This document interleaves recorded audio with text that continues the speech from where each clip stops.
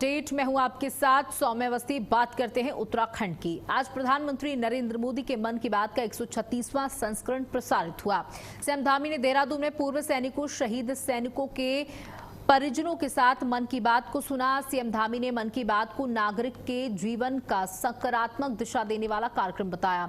उन्होंने प्रधानमंत्री के इस संदेश को आत्मनिर्भर भारत के संकल्प को और अधिक मजबूत करने वाला संदेश बताया। मुख्यमंत्री ने यह भी कहा कि प्रधानमंत्री के नेतृत्व में जन जन का सपना साकार हो रहा।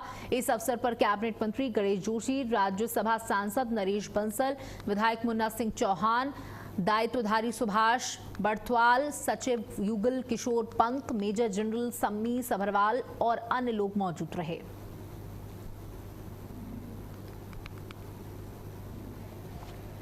तो पीएम के नेतृत्व में जन जन का विकास हो रहा है। सीएम धामी ने मन की बात कार्यक्रम को सुना। प्रधानमंत्री के मन की बात कार्यक्रम को सुना। प्रधानमंत्री के नेतृत्व में जन जन का सपना साकार हो रहा है। उसके बाद संबोधित करते हुए मुख्यमंत्री पुष्कर सिंह धामी ने ये तमाम बड़ी बातें कही। साथ ही उन्होंने कहा, मन की बात एक सकारात्मक कार्यक्रम है। प्रधानमंत्री नरेंद्र मोदी हर किसी का ध्यान रखते हैं, हर किसी के विषय में अपने मन की बात को रखते हैं। जन जन का सपना प्रधानमंत्री साकार कर रहे हैं। सकारात्मक दिशा देने वाला ये कार्यक्रम है। सीएम धामी ने अपने तमाम जनप्रतिनिधियों के साथ मिलकर के आज प्रधानमंत्री नरेंद्र मोदी के मन की बात कार्यक्रम को सुना। साथ ही आज कारगिल दिवस की वर्षगांठ मनाई जा रही है, जिसके उपलक्ष्य में तमाम शहीद परिवारों को, शहीदों के परिवारों को सम्मानित भी मुख्यमंत्री पुष्कर सिंह धामी के द्वारा किया गया। साथ ही ये भी बताया गया कि उत्तराखंड के लिए लगातार काम हो रहा है। प्रधानमंत्री नरेंद्र मोदी भी उत्तराखंड पर खास ध्यान रखते हैं। सीएम धामी ने प्रधानमंत्री के मन की बात कार्यक्रम को सभी के साथ मिलकर सुना।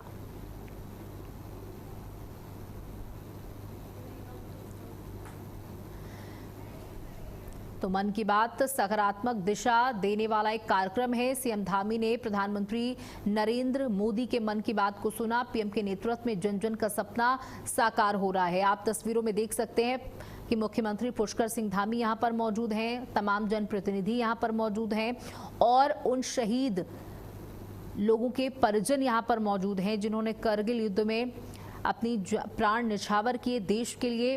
उनके परिजन यहां पर मौजूद हैं, उन सभी को सम्मानित किया गया।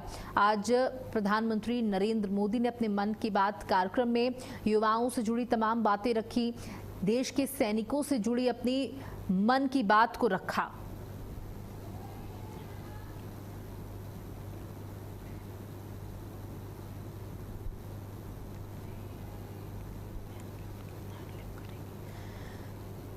तो बता दें कि मन की बात प्रधानमंत्री नरेंद्र मोदी का कार्यक्रम लगातार चलता चला आ रहा है। इसमें प्रधानमंत्री नरेंद्र मोदी तमाम विषयों पर चर्चा करते हैं, देश से जुड़े तमाम विषयों पर चर्चा करते हैं, हर वर्ग को सम्मिलित करते हैं।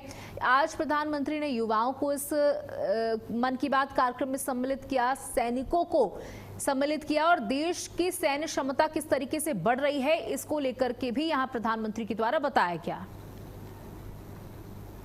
वहीं देहरादून से बड़ी खबर आपको दे दें, जहां सीएम पुष्कर सिंह धामी ने एक बड़ा ऐलान कर दिया है। परमवीर चक्र की धनराशि बढ़ा दी गई है। 1.5 करोड़ से 2 करोड़ की गई धनराशि अग्निवीर रोजगार सेल गठित की जाएगी। तो ये बड़ी जानकारी, ये बड़ी खबर, परमवीर चक्र की धनराशि को बढ़ा दिया गया है। अब इसे 1 से 2 करोड़ के बीच में किया जाएगा। 1.5 करोड़ से 2 करोड़ की धनराशि की गई है।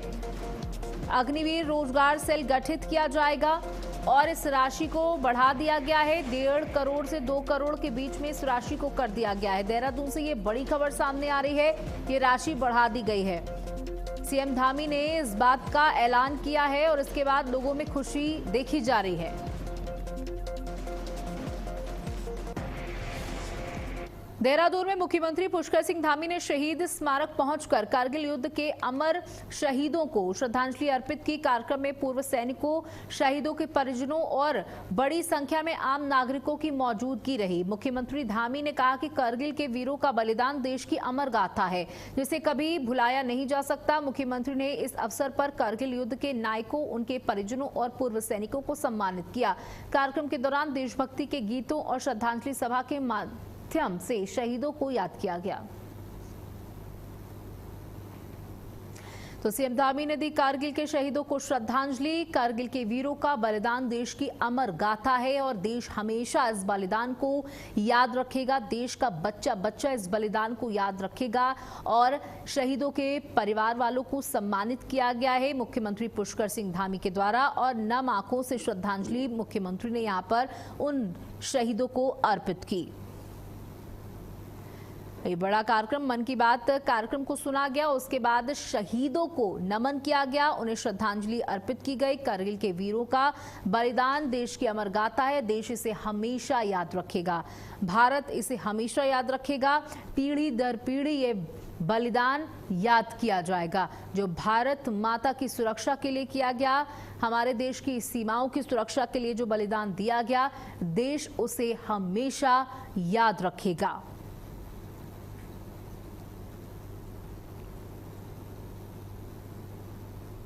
तो कारगिल के वीरों का बलिदान देश की अमर गाथा है। कारगिल के शहीदों को सीएम ने यहां पर श्रद्धांजलि अर्पित की। शौर्य दिवस श्रद्धांजलि एवं सम्मान समारोह का आयोजन भी किया गया।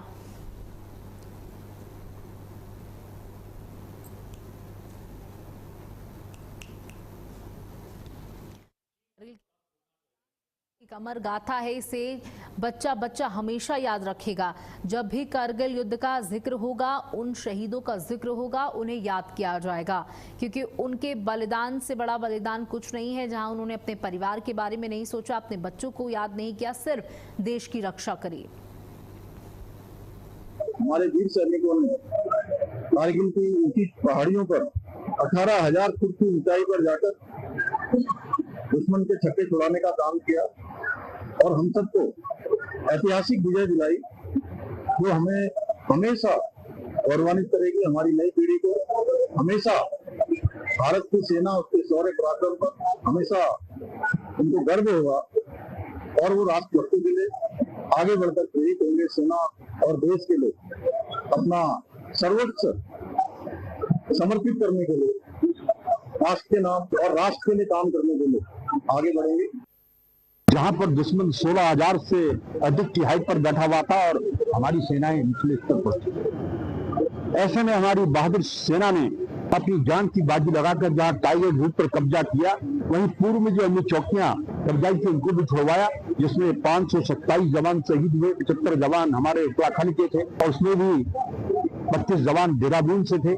मैं सभी परिवारों में उस टाइम गया था, लेकिन किसी शहीद को आदत नहीं ला सकते। उत्तराखंड में हुए पेपर लीक मामले पर सीएम धामी का बड़ा बयान सामने आया। मुख्यमंत्री ने विपक्ष पर निशाना साधते हुए कहा कि अब विपक्ष के पास कोई मुद्दा नहीं है।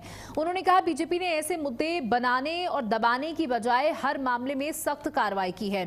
सीएम ने कहा कि हाल ही में हुए पेपर लीक पर कार्रवाई की बात भी कही। सीएम ने कांग्रेस पर आरोप लगाते हुए कहा कि भर्तियों में गड़बड़ियों के बावजूद कोई ठोस कार्रवाई नहीं की गई।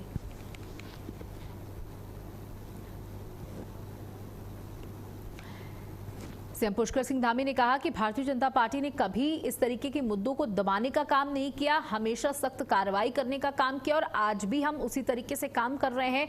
उत्तराखंड के अंदर जब ये व्यवस्थाएं बदहाल थी, उस वक्त कांग्रेस की सरकार ने भी कोई खास ध्यान नहीं दिया और मुद्दों को दबाने का काम किया। अब हमारी सरकार है, हम इस पर सख्त एक्शन लेते हैं, जो दोषी होते हैं उन पर कड़ी से कड़ी कार्रवाई करते हैं और सुनिश्चित करते हैं कि आने वाले समय में इस तरीके की चीजें ना हो। इसके लिए कड़े कानून लगातार हमारी सरकार के द्वारा बनाए जा रहे हैं। हम बाकी की सरकारों से बेहतर काम कर रहे हैं, युवाओं के हित में काम कर रहे हैं, देश के हित में काम कर रहे हैं। प्रधानमंत्री नरेंद्र मोदी के पद चिन्हों पर चलकर काम कर रहे हैं। जो उनका विजन है वो देश को आगे ले जाना है, विश्व गुरु बनाना है।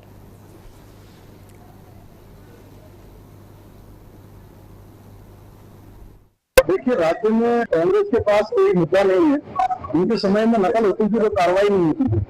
हमारे समय में अगर कोई भी प्रकरण आया तो हमने उसके कभी छिपाया नहीं है, हमने उस पर कार्रवाई की है और जो ताजा प्रकरण आया है उसमें भी पूरी कार्रवाई हो चुकी है।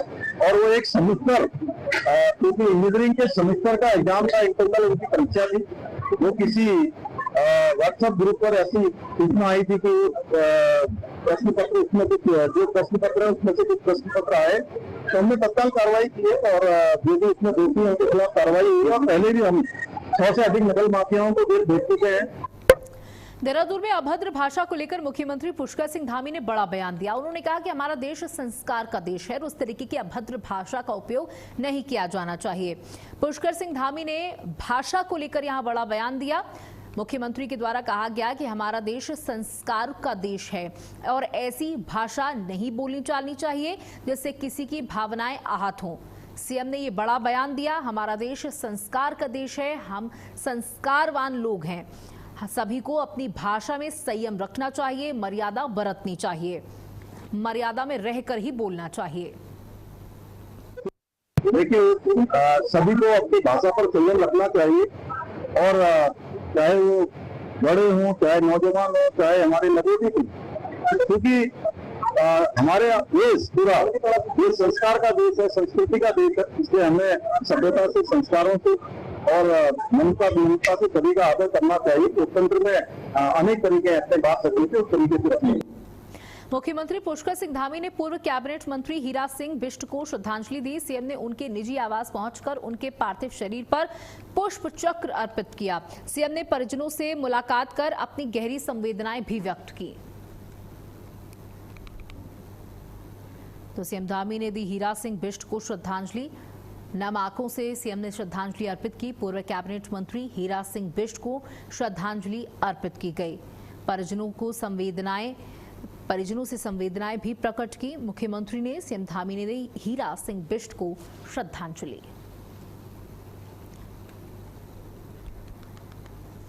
वहीं कारगिल विजय दिवस के अवसर पर सैनिक कल्याण मंत्री गणेश जोशी ने देहरादून के कारगिल शहीद राजेश गुरुंग के घर पहुंचकर उन्हें श्रद्धांजलि अर्पित की। उन्होंने शहीद की प्रतिमा पर पुष्प चक्र अर्पित कर उनके शौर्य और सर्वोच्च बलिदान को नमन किया। गणेश जोशी ने कहा कि कारगिल विजय दिवस भारतीय सेना के साहस, पराक्रम और राष्ट्रभक्ति का प्रतीक है। उन्होंने बताया कि राज्य सरकार ने वीरता पुरस्कारों की सम्मान राशि में वृद्धि की है और शहीद सैनिकों के एक आश्रित को सरकारी नौकरी देने की व्यवस्था भी की गई है। उन्होंने कहा कि अब तक 28 शहीदों के आश्रितों को सरकारी सेवा में समायोजित किया जा चुका है। तो शहीद परिवारों के साथ सरकार खड़ी है। 28 आश्रित ऐसे हैं जिन्हें सरकारी नौकरी सरकार के द्वारा अभी तक दी जा चुकी है। शहीद राजेश गुरुंग को श्रद्धांजलि अर्पित की गई। आज पूरा देश कारगिल दिवस की वर्षगांठ को मना रहा है और उन वीर जवानों को याद किया जा रहा है जिन्होंने देश के हितों के लिए, देश को सुरक्षित रखने के लिए अपने प्राणों की आहुति दी।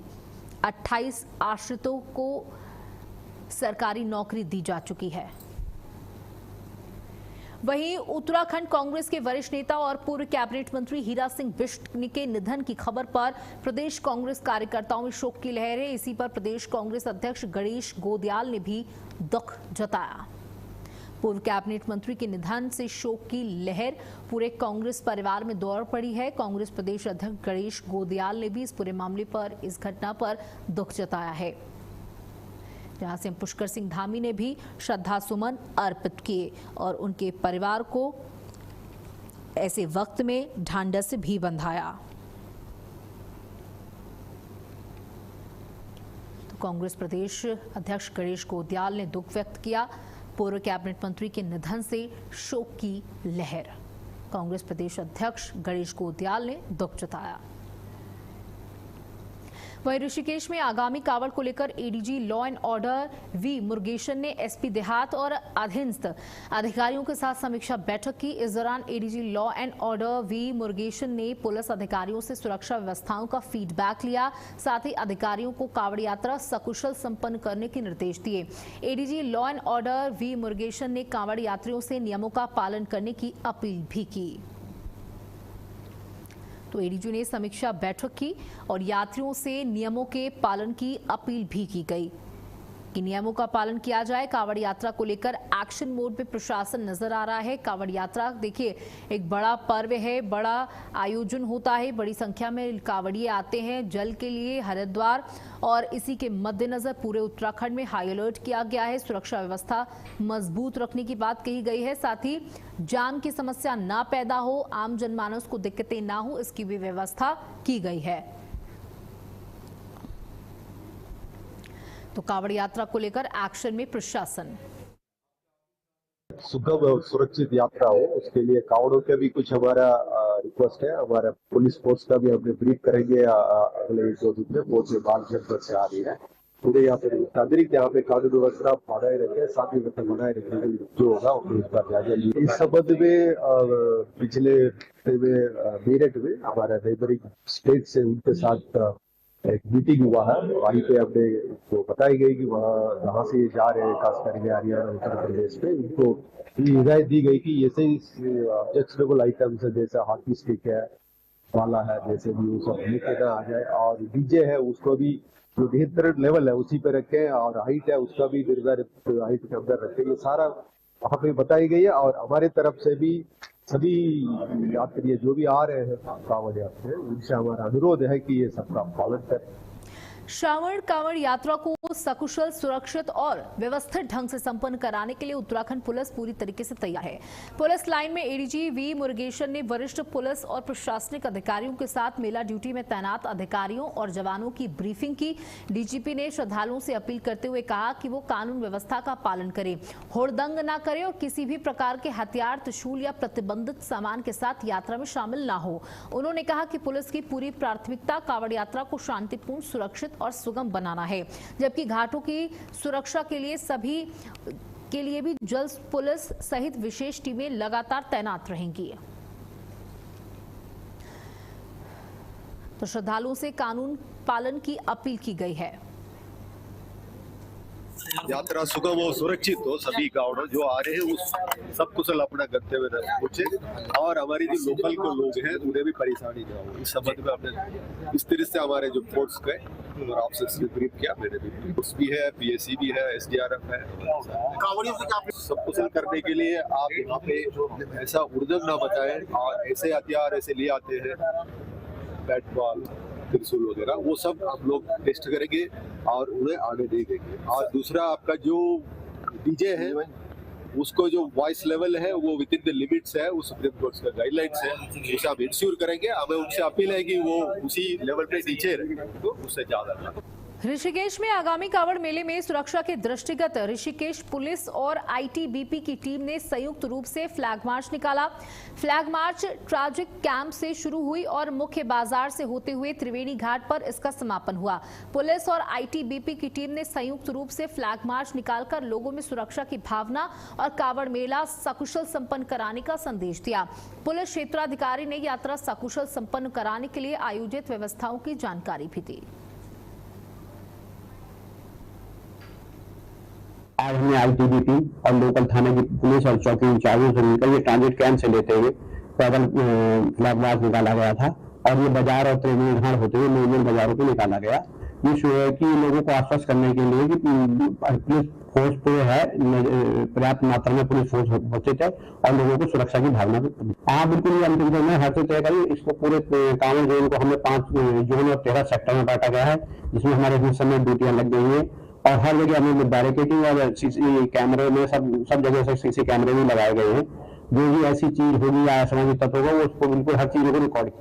वहीं नैनीताल में पर्यटन आधारित स्वरोजगार को बढ़ावा देने की दिशा में बड़ा कदम उठाने जा रही है वीरचंद्र सिंह गढ़वाली पर्यटन स्वरोजगार योजना के तहत hotel, home stay, dhaba, restaurants, adventure camping समेत पर्यटन से जुड़े विभिन्न व्यवसायों को बढ़ावा दिया जाएगा। इसका उद्देश्य स्थानीय युवाओं को रोजगार उपलब्ध कराना, ग्रामीण क्षेत्रों में पर्यटन की नई संभावनाएं विकसित करना है। जिला पर्यटन अधिकारी कीर्ति चंद्र आर्य ने बताया कि जिले में अवैध रूप से संचालित होम स्टे और होटल्स के खिलाफ भी सख्त कार्रवाई की तैयारी है।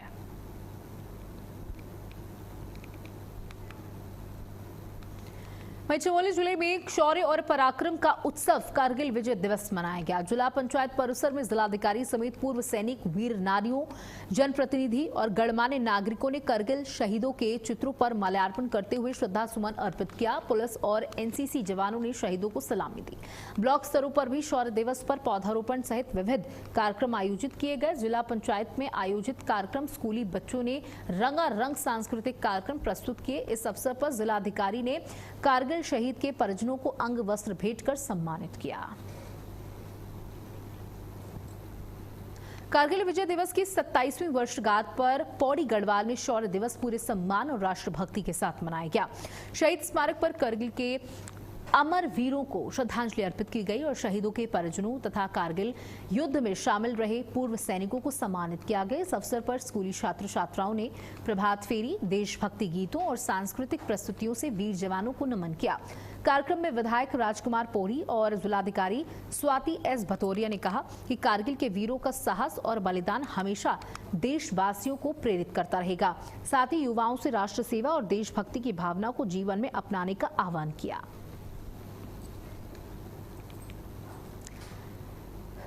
तो कारगिल वीरों को दी भावभीनी श्रद्धांजलि। जहां शौर्य दिवस पर कार्यक्रम आयोजित किया गया, ये बड़ी खबर आपको दे रहे हैं, जहां शहीद परिजनों और वीरों का सम्मान किया गया। एनसीसी के छात्रों ने सलामी दी उन सभी वीर जवानों को, वीर सपूतों को, जिन्होंने देश के लिए अपना बलिदान दिया।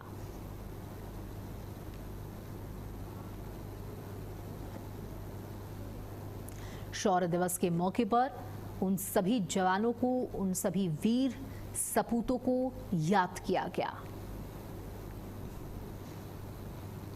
कारगिल वीरों को दी गई भावभीनी श्रद्धांजलि। बड़ी संख्या में यहां पर लोग मौजूद थे। शौर्य दिवस पर कार्यक्रमों का भी आयोजन किया गया। नृत्य प्रस्तुति से उन वीर शहीदों को श्रद्धांजलि अर्पित की गई। और इसी के साथ इस बुलेटिन में इतना ही। नमस्कार।